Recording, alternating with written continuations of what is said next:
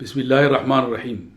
الشعب السوداني العظيم، أخاطبكم اليوم بصفة المواطن السوداني الذي يشفق على بلاده وأهلها. أخاطبكم وبلادنا تواجه خطر التفكك، وأقول إن الرصاصة حين تنفلت من السلاح لن تميز بين المعتدي وغير المعتدي، والضحايا هم السودانيون.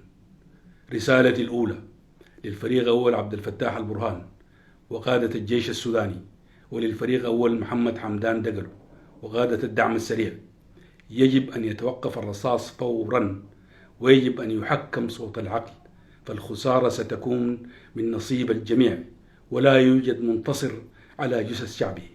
رسالتي الثانية للشعب السوداني بأن يزداد تماسكا، وأن يكون تلاحم مكونات المجتمع، وخطاب رفض الاحتراب هو السائد، وأن لا يتم السماح لصوت إزكاء الحرب بالسيطرة.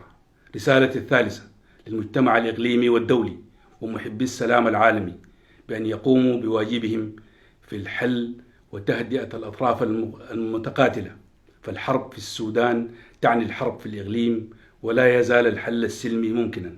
حفظ الله السودان وشعب السودان.